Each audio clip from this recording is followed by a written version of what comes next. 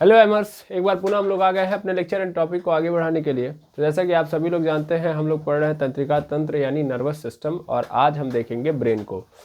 तो हेडिंग मारिए ब्रेन और स्टार्ट करिए ब्रेन, मस्तिष्क। तो जैसा कि आप सभी लोगों को पता है कि ब्रेन किससे मिलकर बना होता है? न्यूरॉन से। और न्यूरॉन क्या होता है? तो न्यूरॉन एक ऐसा सेल है जो कि अपने आप में लॉगेस्ट सेल होता है और जो कि कम यानी मिनिमम रीजनरेशन की पावर रखता है। ठीक है, लगभग 100 मिलियन सेल से हमारा मतलब 100 मिलियन न्यूरॉन से हमारा ब्रेन बना होता है। ठीक है, अगर हम ब्रेन को डिवाइड करें तो ब्रेन 3 पार्ट में डिवाइडेड हो जाता है। ब्रेन 3 पार्ट में डिवाइडेड है। पहले है फोर ब्रेन,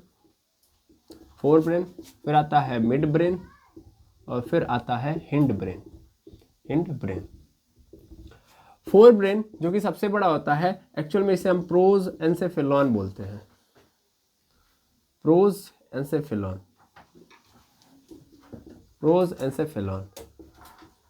जबकि मिड ब्रेन को एक्चुअल में हम क्या बोलते हैं? तो बोलते हैं मीजो एंसेफेलॉन।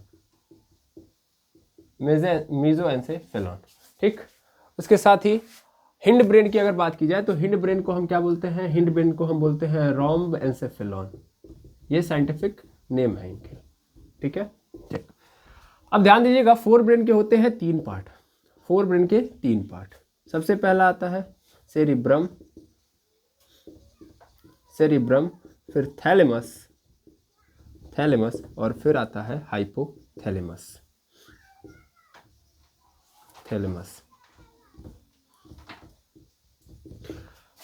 मिड ब्रेन केवल सिंगल होता है। उसके बाद आता है हिंड ब्रेन भी 3 पार्ट में डिवाइडेड है। पहला है मेडुला ऑब्लिंगाटा, फिर है पॉन्स वेरुलाई,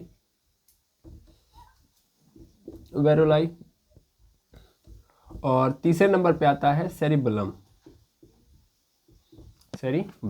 ठीक है, फोर ब्रेन को हिंदी में हम क्या बोलते हैं? अग्र मस्तिष्क बोलते हैं, मिड ब्रेन को मध्य मस्तिष्क और हिंड ब्रेन को हम पश्च मस्तिष्क बोलते हैं, मस्तिष्क बोलते हैं। सेरिब्रम को हम लोग प्रमस्तिष्क बोलते हैं, बाकी थैलेमस को हिंदी में भी थैलेमस बोलते हैं और हाइपोथैलेमस को हिंदी में भी हाइपोथैलेमस बोलते हैं। ऐसे ही मेडुला ऑब्लिंगाटा को हिंदी में भी मेडुला ऑब्लिंगाटा और पॉन्स वेरुलाई को पॉन्स वेरुलाई ही बोलते हैं, जबकि सेरेबुलम को एक्चुअल में अनुमस्तिष्क बोला जाता है। ओके, ठीक। अब अगर हम कहानी को आगे बढ़ाएं तो जैसे कि मुझे अगर पूरे ब्रेन के बारे में समझना है तो मुझे इन सब के बारे में समझना होगा। ठीक है, किनके बारे में? एक्चुअल में फोर ब्रेन को पढ़ना है तो उसके अंदर सेरिब्रम, थैलेमस एंड हाइपोथैलेमस समझना पड़ेगा। ऐसे ही अगर मुझे मिड ब्रेन, तो मिड ब्रेन का अलग कहानी है। फिर हिंड ब्रेन को समझना है तो मेडुला ऑब्लिंगाटा और पॉन्स वेरुलाई, और सेरिब्रम को समझना होगा। तो चलिए आइए स्टार्ट करते हैं। हम सबसे पहले देखेंगे सेरिब्रम को, जो कि सबसे बड़ा, इट इज द लार्जेस्ट सब पार्ट है। मतलब इन सभी पार्ट में 2/3 भाग इसी का है। ठीक है ना, इसीलिए मैं बोल सकता हूँ कि ये सबसे बड़ा पार्ट है। ओके, और यहीं से स्टार्टिंग होती है और यहीं से एंड होती है कहानी। मतलब मैं ये कहना चाहता हूँ कि एक्चुअल में जो हमारा माइंड, जिसमें हम बोलते हैं कि हमारे पास इंटेलिजेंस है, तो इंटेलिजेंस की पावर एक्चुअल में किसके पास होती है? सेरिब्रम के पास होती है। सेरिब्रम को हम एक्चुअल में इंटेलिजेंस माइंड बोलते हैं। तो चलिए आइए स्टार्ट करते हैं हम लोग सेरिब्रम को सबसे पहले। ठीक है, बारी बारी हमको आज क्या देखना है? काम ही देखना है। तो सबसे पहले हम देखेंगे सेरिब्रम को।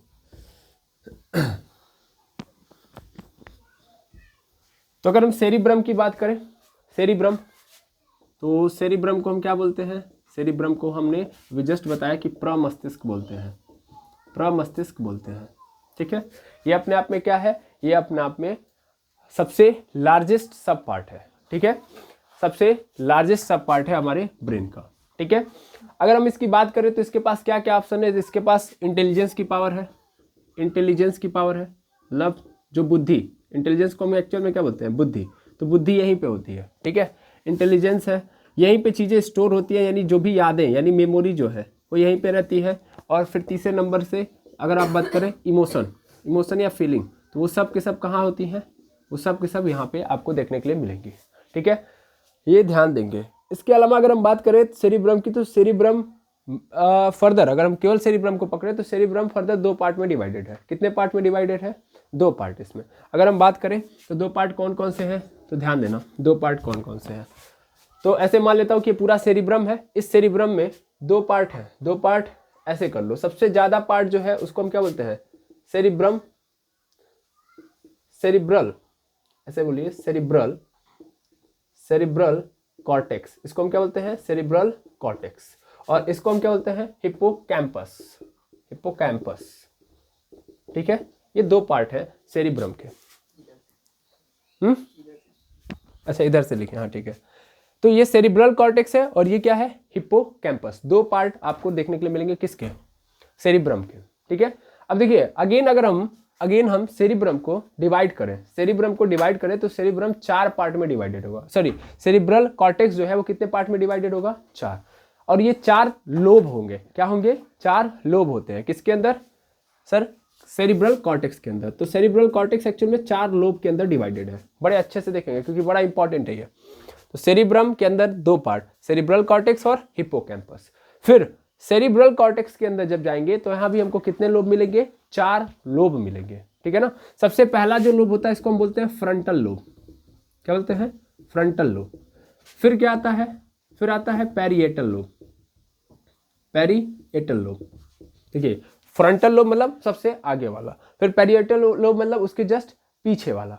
ठीक है, ध्यान से देखेंगे तभी समझ में आएगा। उसके बाद हमारे पास आता है ऑसिपिटल लोब, इसे हम ऑसिपिटल लोब कहते हैं। ठीक है, और एक और लोब है, ध्यान देंगे, पहले फ्रंटल लोब, फिर पैरिएटल लोब और ये है ऑसिपिटल लोब। पहले मैं तीनों का काम समझाता हूँ, फिर मैं चौथे पे आता हूँ।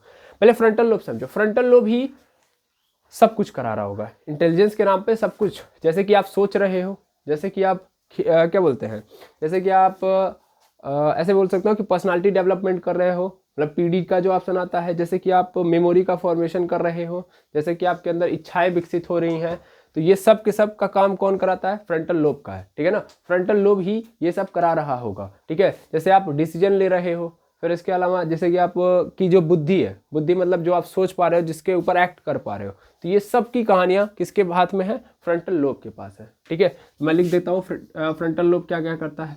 सर थिंकिंग यहीं से होगी, विजडम बुद्धि इसी के पास है। ठीक है, मेमोरी का फॉर्मेशन ये करता है, मेमोरी का फॉर्मेशन ये करता है। थिंकिंग, विजडम, पावर इसी के पास है। विल पावर, इच्छा शक्ति यहीं से डेवलप होती है, विल पावर यहीं से डेवलप होती है। इसके साथ साथ इंपॉर्टेंट है पर्सनालिटी डेवलपमेंट, पर्सनालिटी डेवलपमेंट यहीं से होता है, पर्सनालिटी डेवलपमेंट। ठीक है, इसके अलावा आप बोल सकते हो कि जैसे थिंकिंग हो गया, विजडम हो गया, मेमोरी फॉर्मेशन हो गया, decision making, decision making, decision making,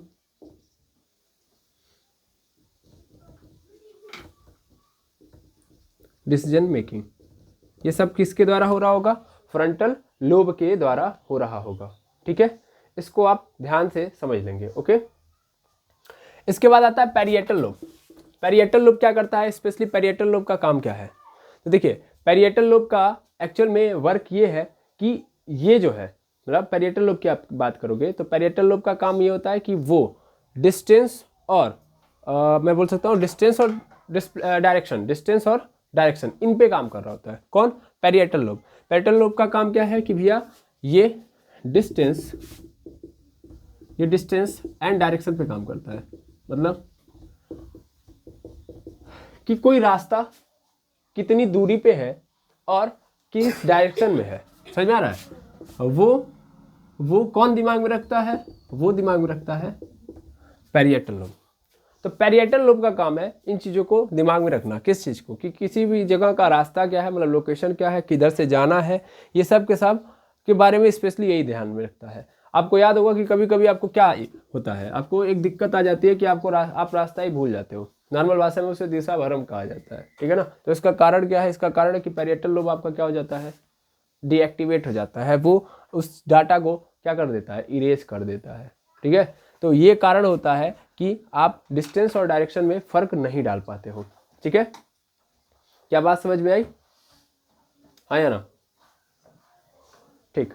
अब इसके अलावा अगर हम बात करें ऑसिपिटल लोब की, तो ऑसिपिटल लोब का काम क्या होता है, ड्रीम का फॉर्मेशन, ड्रीम का फॉर्मेशन। जो भी आप सपने देखते हो, जो भी सपने देखते हो वो किस लोब के थ्रू हैंडल किया जाता है, सॉरी किस लोब के थ्रू कंट्रोल किया जाता है, ऑसिपिटल लोब के द्वारा। ऑसिपिटल लोब के द्वारा ही सपनों को क्या किया जाता है, क्रिएट किया जाता है, ठीक है ना। तो सपनों को क्रिएट करने का काम किसका होता है, ऑसिपिटल लोब का। अब यहाँ से जो भी डाटा निकल के आएगा, यहाँ से जो भी डाटा निकल के आएगा वो किसके अंदर जाएगा, हिप्पोकैम्पस के पास। तो हिप्पोकैम्पस मेनली क्या करता है, तो ये मेमोरी को क्या करता है, स्टोर करने का काम करता है। जितनी भी आपने मेमोरी बनाई है वो सब के सब कहाँ स्टोर होंगी, हिप्पोकैम्पस। जैसे आपने सपना देखा तो सपना स्टोर कहाँ पे हो रहा है, अगर वो सपना याद है तो इसका कारण क्या है कि हिप्पोकैम्पस ने उसको क्या कर लिया है, अपने अंदर स्टोर कर लिया। हिप्पोकैम्पस एक्चुअल में क्या है, it is a hard disk of mind.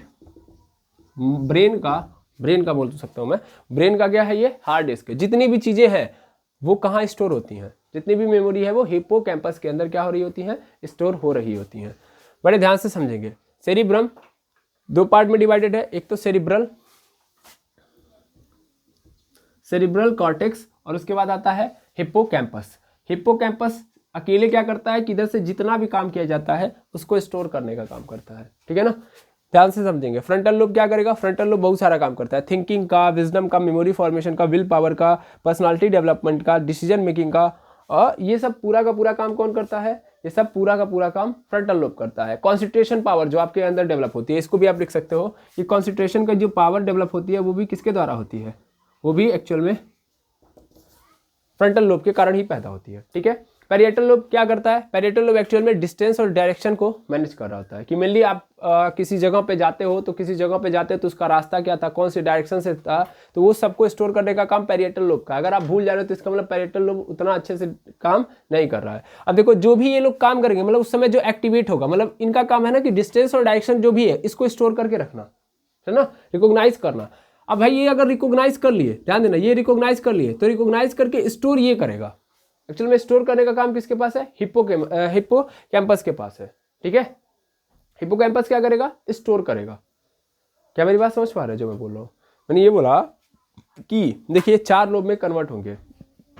सिर्फ पैरिएटल लोब डिस्टेंस और डायरेक्शन को क्या करता है, रिकॉग्नाइज करता है। आप जब कहीं जाते हो तो कौन सा रास्ता है, किस रास्ते से आप गए हो, कौन से जगह पे पहुंचे हो, उस पूरे का डाटा इसको क्या करना होता है, रिकॉग्नाइज करना होता है, समझना होता है। जब ये समझ लेगा तो फिर क्या करेगा, ये इसके अंदर स्टोर कर लेगा। अगर इसने सही तरीके से रिकॉग्नाइज नहीं किया तो यहाँ पे स्टोर नहीं होगा। जैसे आप सपने देखते हो तो सपना कौन दिखाता है, ऑसिपिटल लोब दिखाता है। क्या आप सपने देखते हो तो सब स्टोर रह जाता है आपके माइंड में, नहीं, कुछ स्टोर रहता है, कुछ बिल्कुल नहीं रहता है। आप सपने देखोगे 5 मिनट बाद ही भूल जाओगे। इसका मतलब हिप्पोकैम्पस के अंदर आपने क्या नहीं किया, आपने क्या, ऑसिपिटल लोब ने उसको स्टोर किया ही नहीं, तो सपने हमको याद रहते ही नहीं है, ठीक है ना।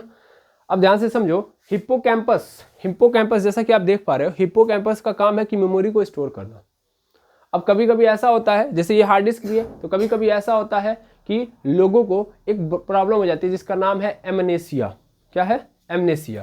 तो एमनेसिया में क्या होता है, एमनेसिया ध्यान देंगे, एमनेसिया में होता क्या है, तो स्पेशली एमनेसिया में ये होता है कि हिप्पोकैम्पस जो भी डाटा स्टोर करता है वो क्या हो जाता है, कुछ ही देर बाद इरेज हो जाता है, यानी आप बहुत जल्दी भूलते हो। एमनेसिया क्या, इट इज अ डिजीज, ये क्या है, बीमारी है, जिसमें आप क्या हो जाओगे, जिसमें आप हर डाटा को भूल जाओगे, भुलक्कड़ हो जाओगे। समझ पा रहे हो, नया डाटा आपके पास आएगा, नया डाटा तो आपका माइंड उठाएगा, प्रोसेस करेगा, बट पुराने डाटा को क्या हो जाएगा, भूल जाएगा। तो इसका कारण क्या है कि हिप्पोकैम्पस में क्या आ चुका है, डिसऑर्डर का केस आ चुका है, ठीक है ना। हिप्पोकैम्पस डिसऑर्डर का केस दिखाता है, इसलिए एमनेसिया देखने के लिए मिलता है, ठीक है ना। क्या मेरी बात समझ में आ गई, हाँ या ना। तो इस बात को याद रखेंगे कि हिप्पोकैम्पस के अंदर क्या होता है, मेमोरी स्टोर होता है, और एमनेसिया के कारण हिप्पोकैम्पस के अंदर जितना भी डाटा स्टोर होता है वो सबका सब क्या हो जाता है, सबका सब इरेज हो जाता है। अब ये 3 लोब समझ लिया। अब लास्ट में हमारे पास आता है ये वाला जिसको हम टेम्पोरल लोब बोलते हैं।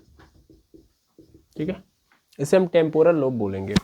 मेनली इसका भी वर्क इन्हीं जैसा होता है, जैसे फ्रंटल लोब हो गया, पैरिएटल लोब हो गया। तो मेनली अगर आप पूरे को ऑब्जर्व करोगे तो पूरे सेरिब्रम में किया क्या जा रहा है, रिकॉग्नाइजेशन का काम किया जा रहा है, फिर उसे स्टोर करने का काम किया जा रहा है। जैसे हिपोकैम्पस के अंदर, मैं गलती से डबल पीओ डाल देते हूँ तो यहाँ पे HIP होगा। हिपोकैम्पस के अंदर मेमोरी जितनी भी बनाई गई यहाँ पे स्टोर की जाएगी। ठीक है, तो जैसे फ्रंटल लोब हो गया, पैरिएटल लोब हो गया, टेम्पोरल लोब हो गया और ऑसिपिटल, इन सब का काम क्या है कि मेमोरी का फॉर्मेशन करना। ये सब मेमोरी बना रहे हैं, ठीक है ना। स्पेशली फ्रंटल लोब थोड़ा सा एक्स्ट्रा वर्क कर रहा होगा, आपको देख रहे होंगे, आप सोच पा रहे हैं, विजडम मतलब बुद्धि, बुद्धिमत्ता, memory formation, will power, personality development, decision making, ये सब फ्रंटल लोब करता है। और इसके द्वारा जो मेमोरी मतलब फॉर्म होती है उसे हम हिपोकैम्पस के अंदर क्या करते हैं, स्टोर कर देते हैं। ठीक है, तो इस तरीके से सेरिब्रम का काम क्या है, सेरिब्रम का काम है हमारी थिंकिंग, हमारे मेमोरी और हमारे इमोशन के ऊपर कंट्रोल करना। ठीक है, यानी ये कंट्रोल करता है थिंकिंग, इमोशन एंड फीलिंग को, सॉरी थिंकिंग, इमोशन और मेमोरी को।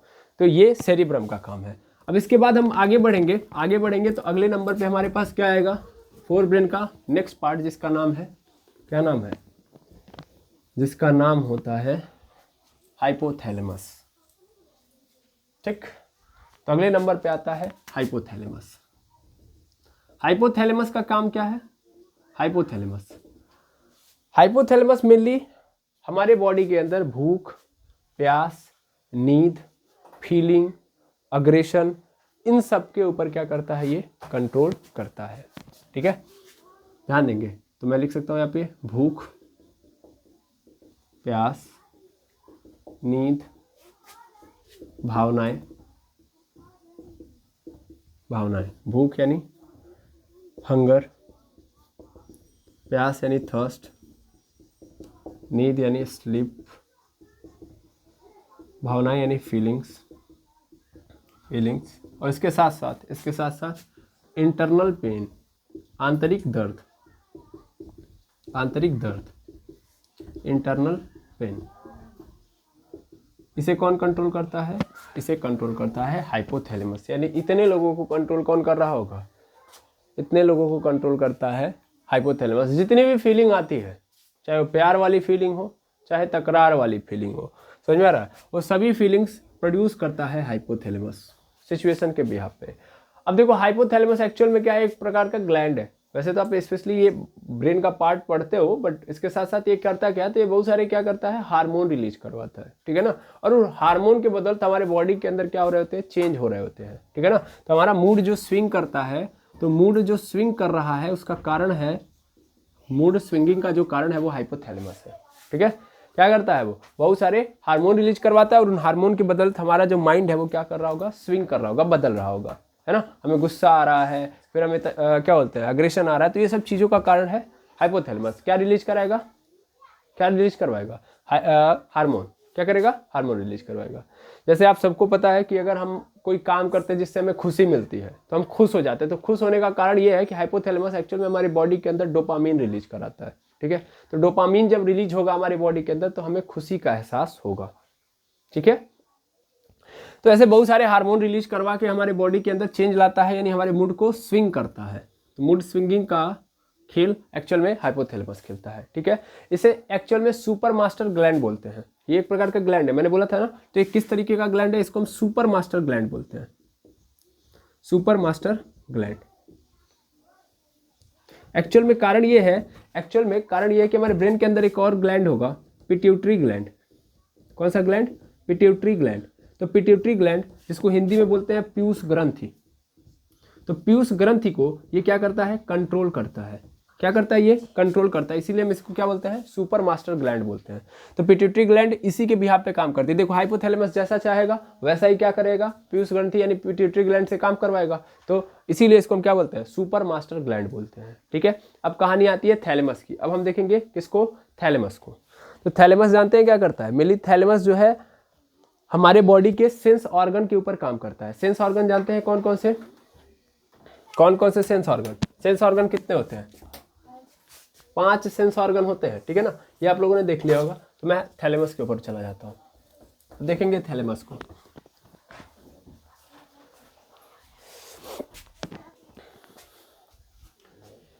ध्यान देंगे थैलेमस का काम क्या है?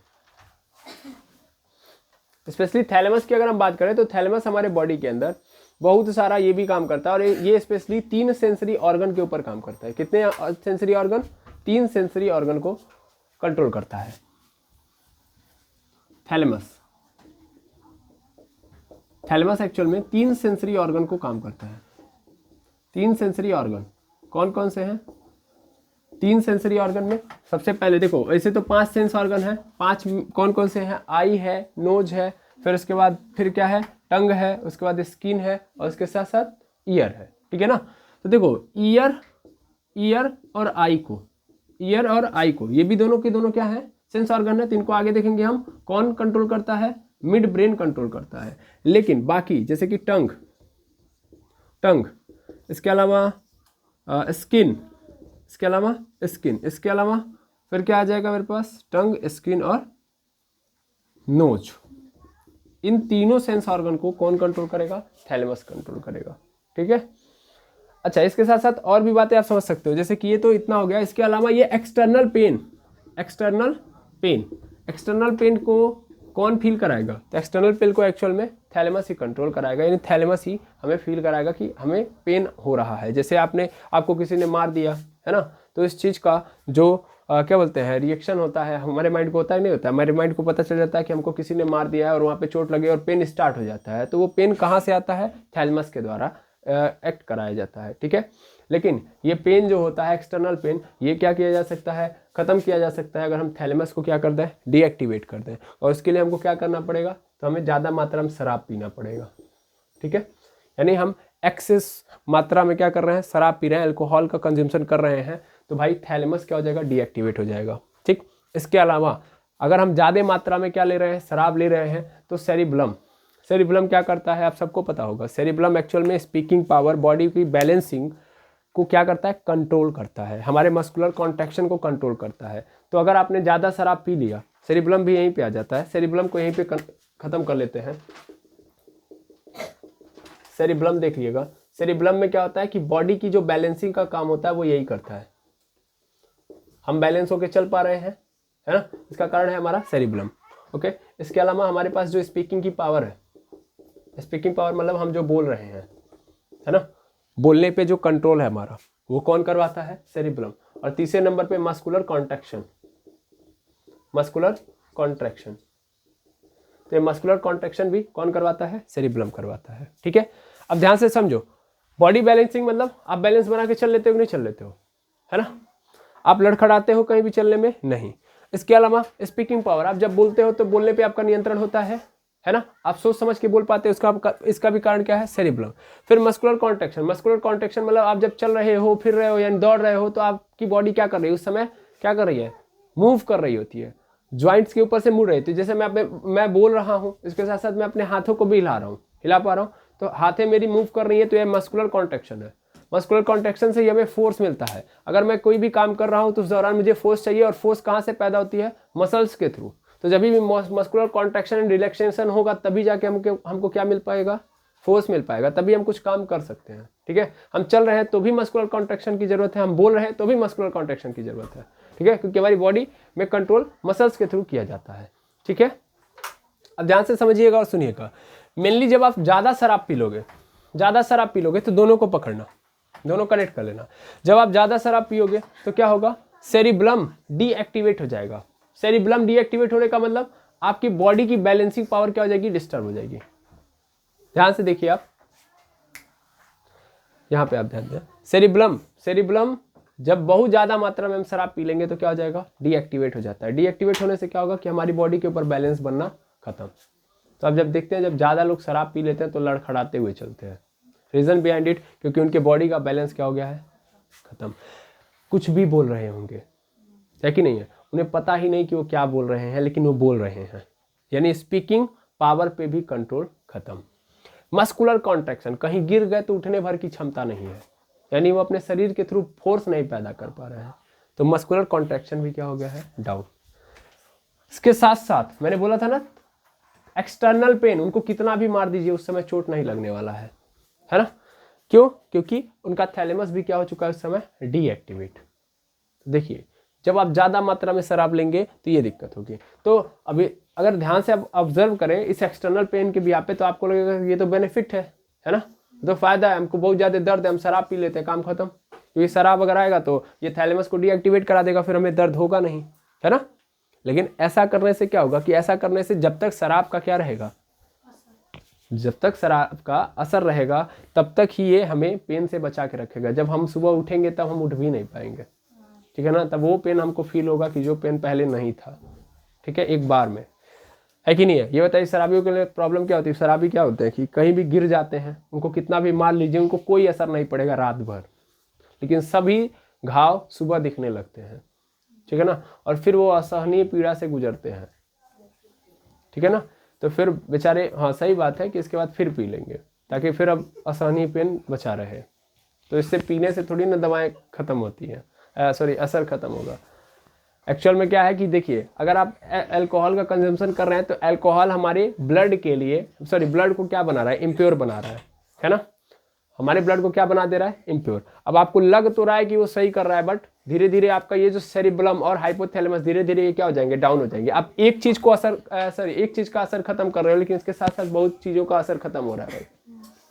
आप एक्सटर्नल पेन के लिए क्या करते हो कि सर आप तो पी लिए, लेकिन एक्सटर्नल पेन अगर खत्म हुआ तो इसके साथ साथ देखो टंग, स्किन, नोज, इन सब के ऊपर जो कंट्रोल बनाया गया है थैलेमस का, वो भी धीरे धीरे क्या होने लगेगा, डाउन। अब खुद सोच सकते हो कि टंग, स्किन और नोज पे अगर कंट्रोल खत्म हो रहा है, सेंस ऑर्गन पे हमारी कंट्रोल, हमारा थैलेमस कंट्रोल कम बना पाएगा ना, धीरे धीरे इनके प्रति भी क्या होने लगेगा, धीरे धीरे इनके प्रति भी सेंस नहीं करेगा, है ना। जो टंग है, जीभ है, उसको स्वाद लेने में भी धीरे धीरे क्या होने लगेगी, दिक्कत, है ना। फिर स्किन जो कि क्या कर पा रही है, स्किन जो कि हमें सेंस करके बता पा रही है कि हीट है कि कोल्ड है, ये सब बता पाती है ना, वो भी धीरे धीरे क्या हो जाएगी, कम। देखते हैं शराब पी लेते हैं, बेहतरीन ठंडी हो, उसमें भी लोग क्या होंगे, कंट्रोल कर लेंगे। रीजन भी एडिट, क्योंकि उनकी स्किन उस समय भी क्या हो गई है, वो भी जो सेंस कर रही थी हीट और कोल्ड को, वो भी क्या हो चुकी है, खत्म। अब अगर स्किन ने ऐसा कर दिया, तब तो आप बॉडी के अंदर का कंट्रोल नहीं स्थापित कर पाओगे। देखो स्किन ही है जो क्या करती है, एक्चुअल में हमारे बॉडी के इंटरनल और एक्सटर्नल टेम्परेचर को मेंटेन करके रखती है, यानी बाहर के टेम्परेचर से हमें बचा के रखते हैं। ये इस समय बताइए कि कितने डिग्री सेल्सियस के टेम्परेचर में चल रहा है, 4-5 डिग्री सेल्सियस की ठंडी चल रही है, ऐसे मैं मान लेता हूँ। अब बॉडी के अंदर अगर 4-5 डिग्री सेल्सियस का टेम्परेचर जो है तो गेम ओवर हो चुका है, समझ पा रहे हैं। तो वो जो हीट है, मतलब वो जो ठंडी है, वो अंदर नहीं जा पा रही है, क्या जा पा रही है, नहीं। क्यों, क्योंकि स्किन ने उसको बचा के रखा है। अब आपने स्किन को डीएक्टिवेट कर दिया तो धीरे धीरे वो ठंडी कहाँ चली जाएगी, अंदर, तो फिर खेल खत्म हो जाएगा। तो एक्सटर्नल पेन के चक्कर में आप कई लोगों को बर्बाद कर देंगे, ठीक है। और रही बात यहाँ पे सेरिब्रम को डीएक्टिवेट करने की, मान लीजिए ठीक है आपने एक को मतलब शराब लिया तो आप सोच रहे हो कि सिर्फ और सिर्फ पेन हमारे लिए रिलीज कर देगा, पेन से राहत देगा, लेकिन इसके साथ साथ बॉडी की बैलेंसिंग सिस्टम ना। अब आप सुबह उठोगे भी तो देखते हो शराबियों को, अगर वो शराब ना पिए हो तो भी लड़खड़ा रहे होंगे, है ना, तो भी बेचारे थोड़ा बहुत, उनको केवल ऐसे कह दीजिए ना सीधा खड़े हो जाए, बस वो सीधा खड़े ही नहीं हो सकते, है ना, वो झूमते रहेंगे उसी में, क्योंकि उनके बॉडी की बैलेंसिंग क्या हो चुकी है, इतना शराब उन्होंने कंज्यूम किया है कि सेरिब्रम थोड़ा सा क्या हो गया है, वीक हो चुका है। वो अभी भी कॉन्फिडेंस के साथ नहीं बोल सकते। शराबी कहीं देखे कॉन्फिडेंस के साथ बोलते हुए, शराबी के पास कॉन्फिडेंस तभी आएगा जब वो पिएगा। शराब हटा के बुलवाइए उससे, बोलेगा, कुछ नहीं बोलेगा। और शराब पिला दीजिए, वो व्यक्ति भी बोल देगा जो कभी नहीं बोला है ना। और मस्कुलर कॉन्ट्रैक्शन तो भाई वैसे ही खत्म हो जाएगा, धीरे धीरे फोर्स लगना वैसे भी कम हो जाएगा। देखिए शराबियों के शरीर को देखिए, धीरे धीरे एकदम क्या होने लगता है, वीक होने लगता है। क्या उनके पास अब वो पहले जैसे पावर रहेगी? बहुत सारे लोगों को आपने देखा होगा, अपने आसपास के लोगों को, कि जो शराब नहीं पी रहे थे तब उनकी जो बॉडी थी वो अलग थी, है ना, वो बड़े से बड़ा भी काम कर लेते थे, लेकिन शराब पीते पीते उन्होंने अपने आप को क्या बना दिया, खोखला। क्योंकि मस्कुलर कॉन्ट्रैक्शन धीरे धीरे क्या हो जाएगा, डाउन हो जाएगा। तो फोर्स जो पैदा हो रही है हमारे शरीर के द्वारा वो क्या हो जाएगी, कमजोर, यानी हमें फोर्स उतना अच्छा डेवलप नहीं करने आएगा, ठीक है ना। तो एक्सेस मात्रा में जब हम शराब पियेंगे तो ये सब दिक्कतें आती हैं, ठीक। फायदा क्या है, एक्सटर्नल पेन नहीं फील होगा, लेकिन घाटा कितना है, बहुत सारा, ठीक है, क्लियर है। तो थैलेमस और सेरिब्रम समझ गए, यहीं पे बैठे बैठे समझ गए आप, सेरिब्रम और थैलेमस। अब क्या बचता है हमारे पास, मेडुला ऑब्लेंगाटा, ठीक है, और उसके बाद पॉन्स वेरुलाई, उसको भी देख लेते हैं। तो देखो मेडुला ऑब्लेंगाटा क्या करता है, एक्चुअल में मेडुला ऑब्लेंगाटा का काम है हमारे इनवॉलेंट्री एक्शन पे काम करना, मतलब इनवॉलेंट्री एक्शन को कंट्रोल करना। अब क्या होता है वॉलेंट्री और क्या होता है इनवॉलेंट्री एक्शन, जानते हैं? तो देखिए एक्शन हमारे बॉडी के अंदर 3 पार्ट के अंदर डिवाइड किए गए हैं।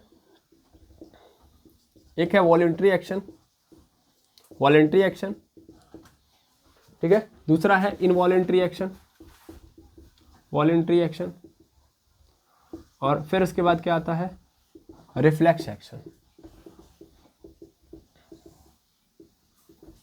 ठीक है ना। हिंदी में इसको क्या बोलते हैं, वॉलेंट्री एक्शन को क्या बोलते हैं? वॉलेंट्री एक्शन को बोलते हैं ऐच्छिक क्रियाएं, ऐच्छिक क्रियाएं, ऐच्छिक क्रियाएं। इनवॉलेंट्री एक्शन का काम क्या है? इनवॉलेंट्री एक्शन का काम है, सॉरी नाम क्या है, अनऐच्छिक क्रियाएं।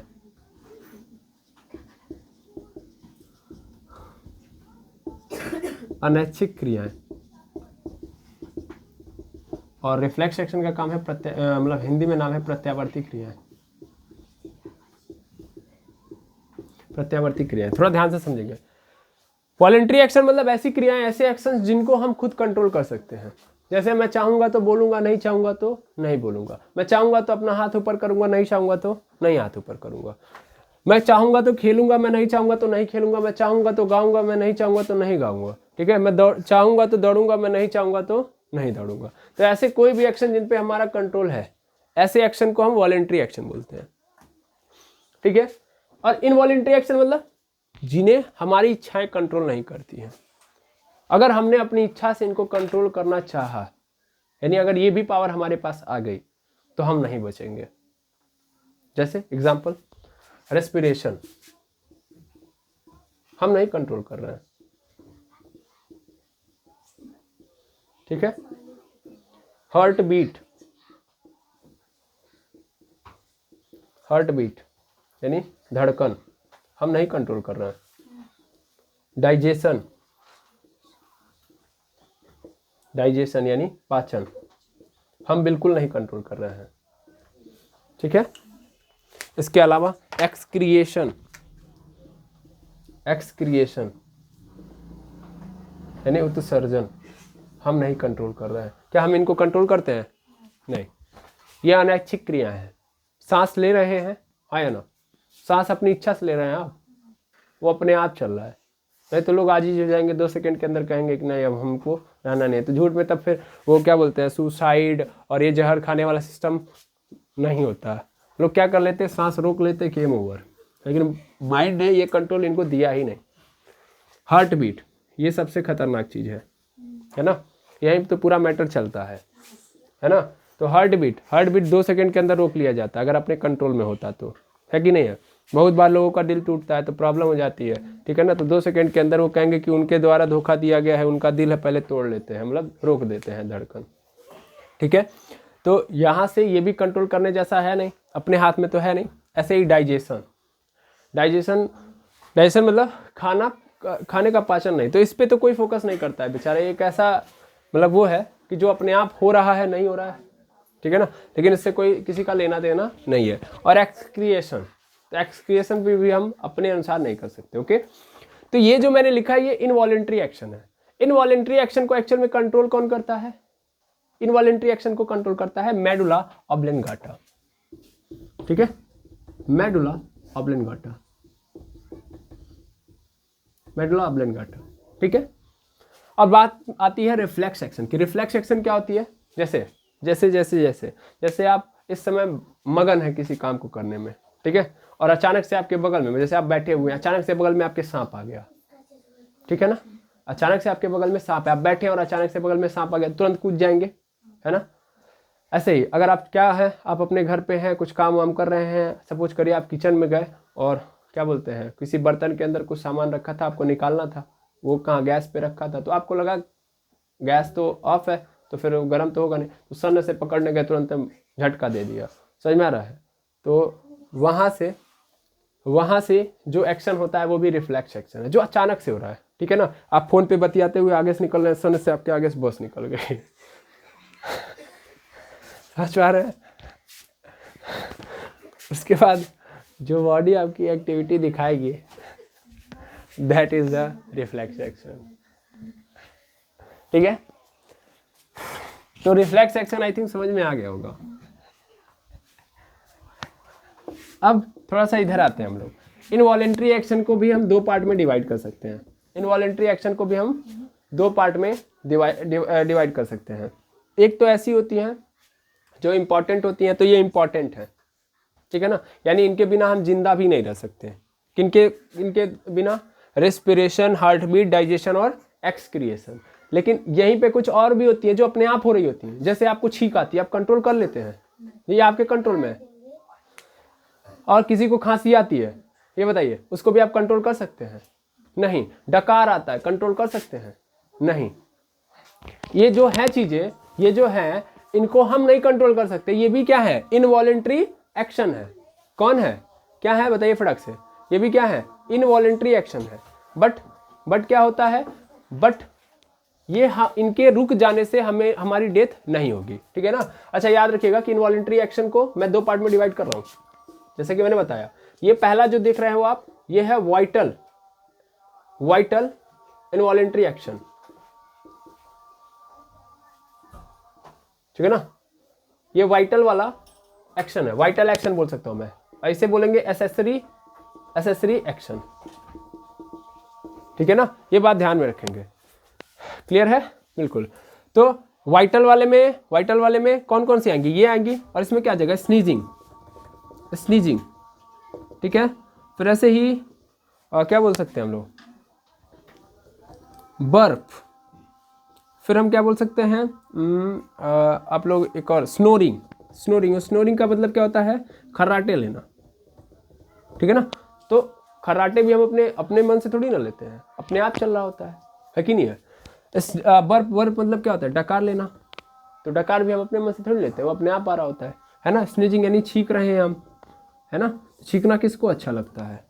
किसी को नहीं, लेकिन फिर भी वो हो रही होती है कि नहीं है? ऐसे ही आप और देख सकते हो, हिचकी हम अपने मन से लेते हैं? नहीं। तो वो भी क्या होता है? वो भी एसेसरी एक्शन है, ठीक है ना, जो हमारी बॉडी कर रही होती है। आई होप समझ में आ गया होगा। तो इन सबको कंट्रोल कौन करता है? मेडुला ऑब्लेंगाटा। आई होप आपको क्लियर हो गया होगा कि मेडुला ऑब्लेंगाटा क्या करता है। मेडुला ऑब्लेंगाटा किस में आता है? सर हिंड ब्रेन के अंदर आता है। हिंड ब्रेन कितने पार्ट में है? 3 पार्ट में है। कौन कौन से उसके?